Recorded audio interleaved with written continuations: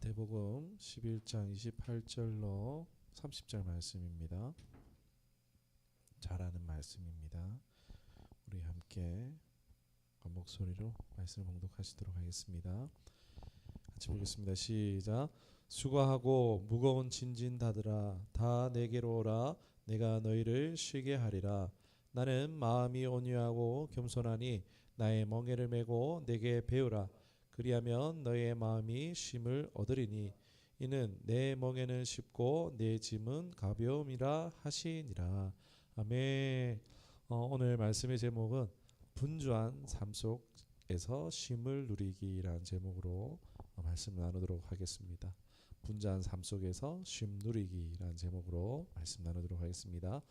오늘날 우리는 끊임없이 분주한 삶 가운데 살고 있습니다. 먹고 사는 문제에서부터 해서 어떻죠? 늘 해야 하는 일이 있는 데다가 또 앞으로 해야 될 단기적으로 또 장기적인 일들, 또 내가 하고 싶은 일들 등등등 이런 산적해 있는 일들이 우리로 하여금 늘 분주하게 만들죠. 이런 분주한 삶 가운데 압박 속에서 부담 속에서 살고 있는 것 같습니다. 저도 그렇습니다. 그러나 그리스도인으로 택함 받은 우리는요, 분주한 가운데에서 쉼을 찾도록 부르심을 받은 자들인 줄로 믿습니다. 출애굽기 20장 8절로 9절에 보면은 우리 너무나 잘 아는 10계명 말씀 있습니다. 4계명 말씀 뭐죠? 안식일을 기억하여 거룩하게 지키라. 엿새 동안은 힘써서 일하라고 하고 있어요. 그래서 네 하고 싶은 일 해.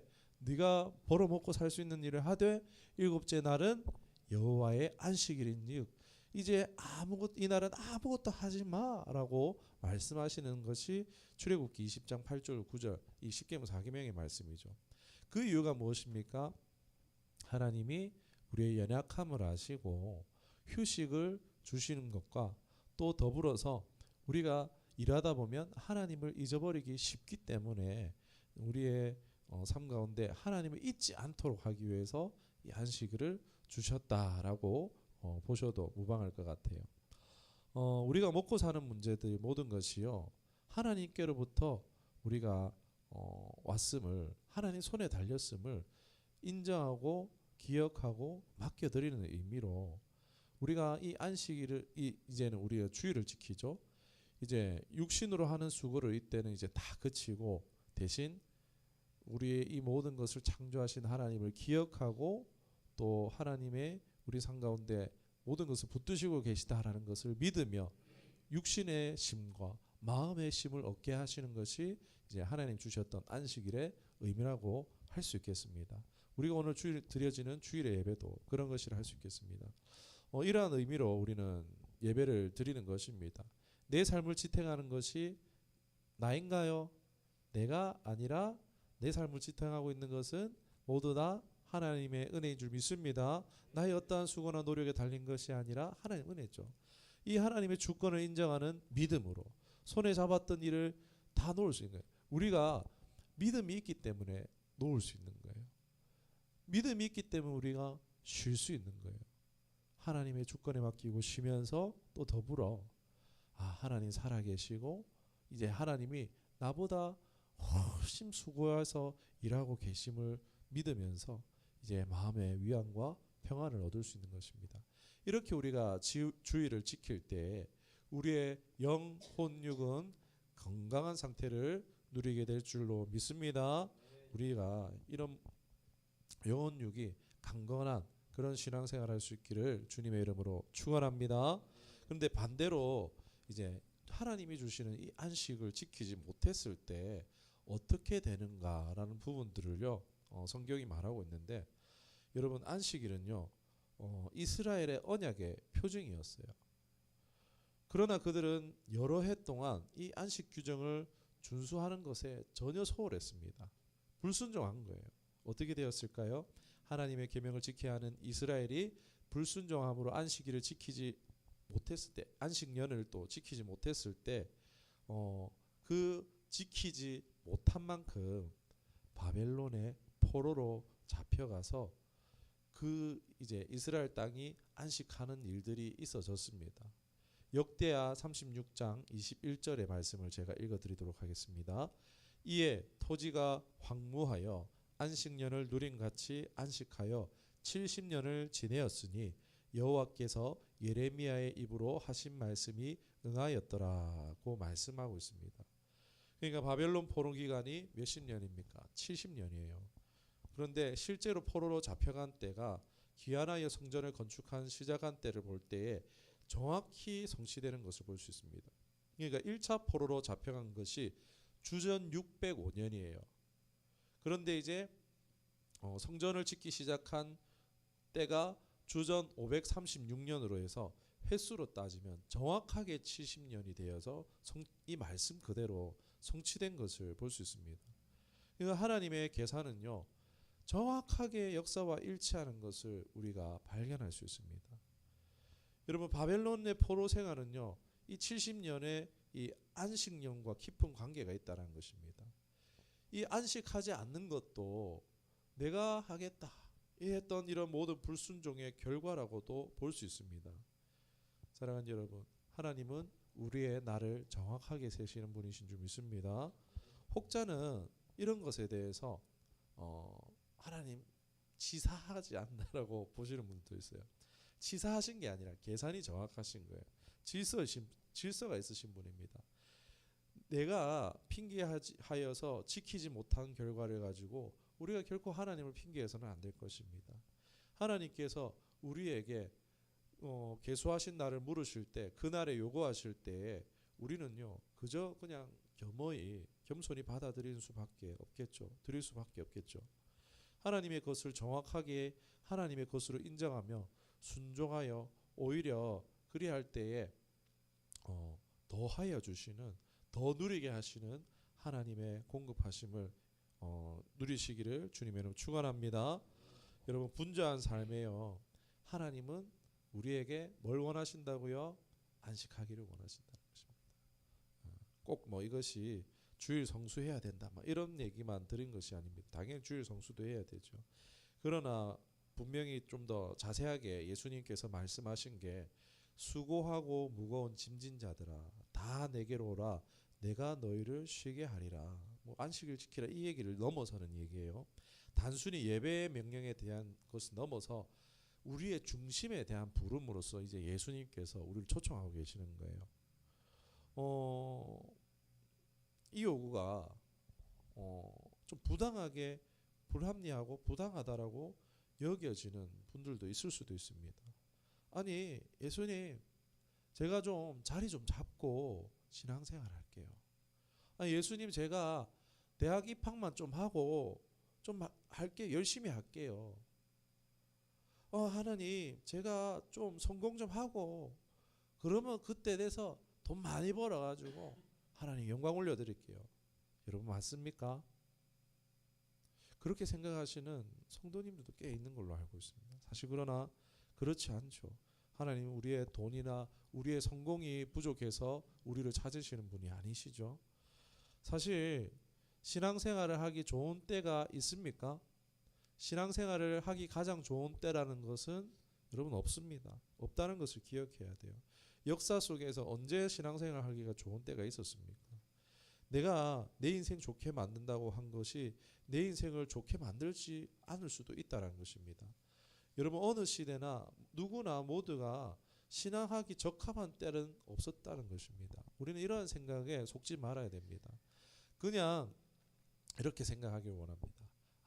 지금이 가장 신앙생활하기 좋은 때인 줄 믿습니다. 좋든 나쁘든요, 오늘 내가 기회가 있으면요, 이때가 지금 신앙하기 최선의 때라는 것입니다. 왜냐하면 이것이 훨씬 유익하기 때문입니다. 왜요? 직접 경험하는 건 아프잖아요.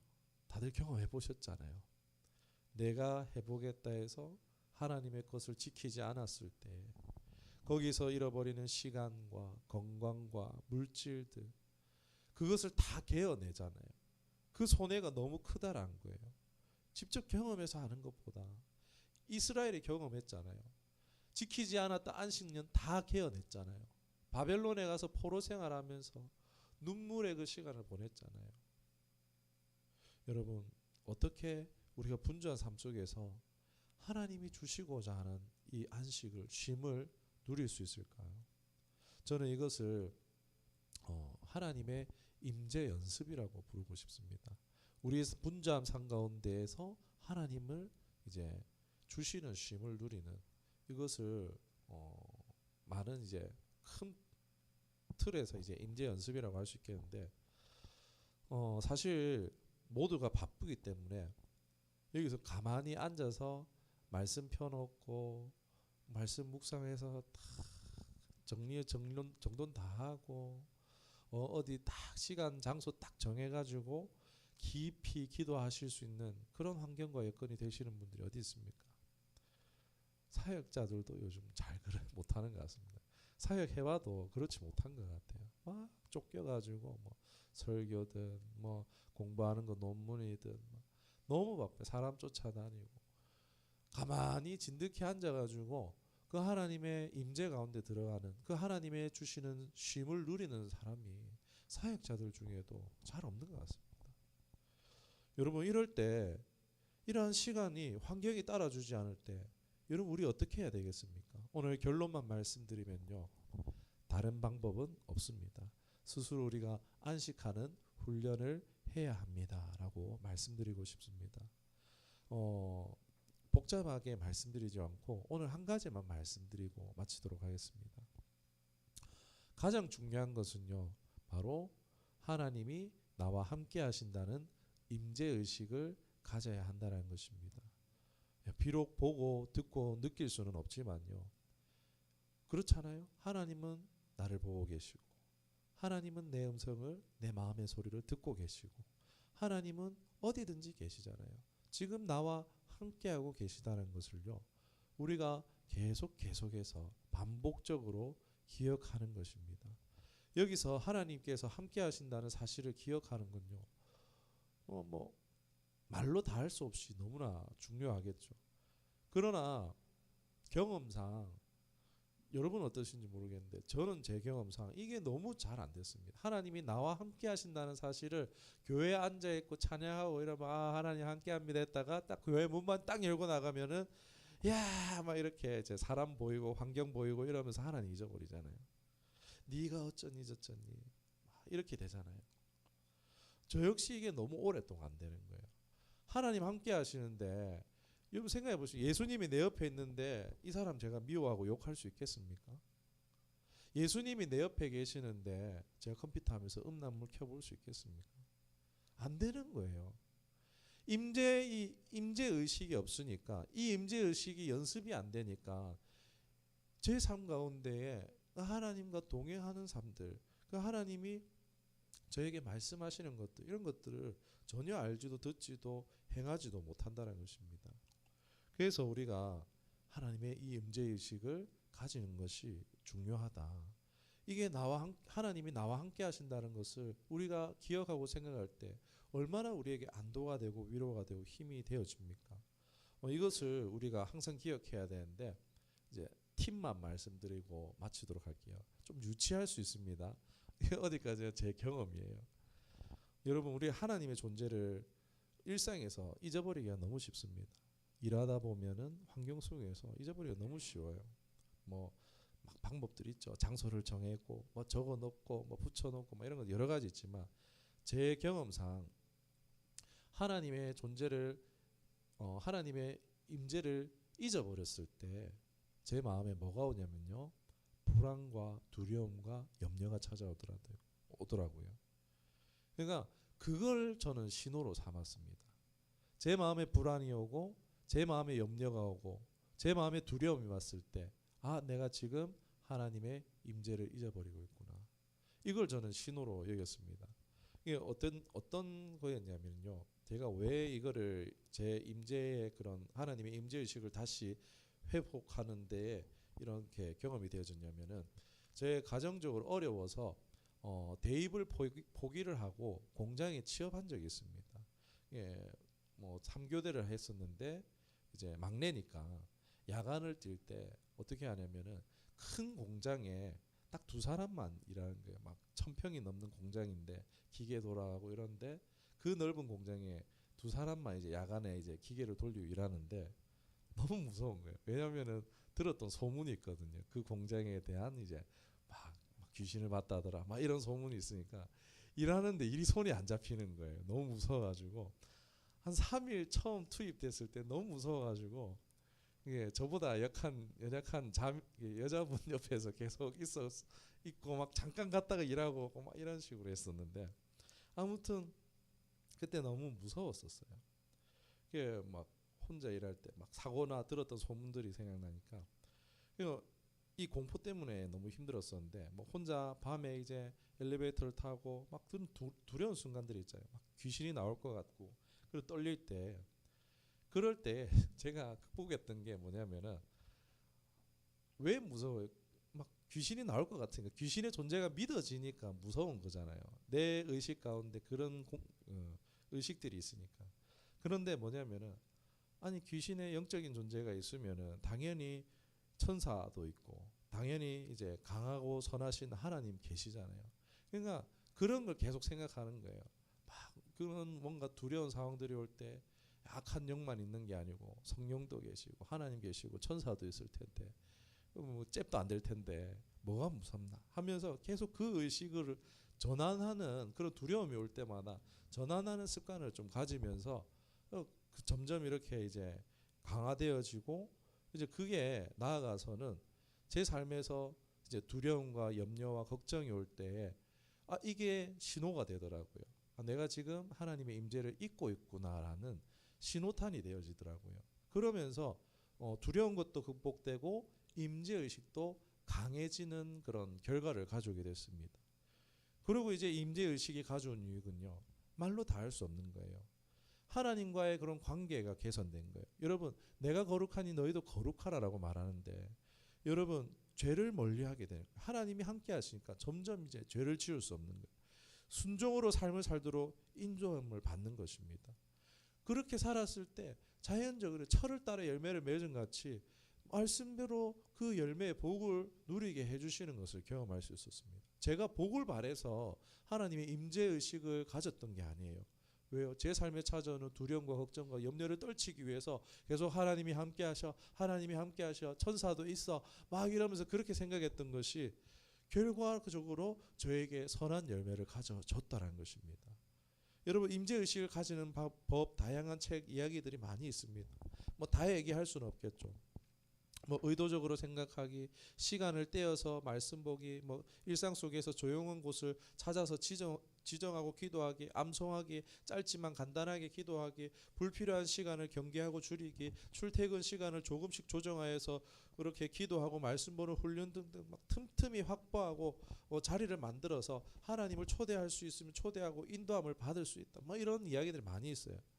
그러나 중요한 건 결국은 하루아침에 되지 않는다는 거예요. 시간과 노력이 필요하다는 거예요.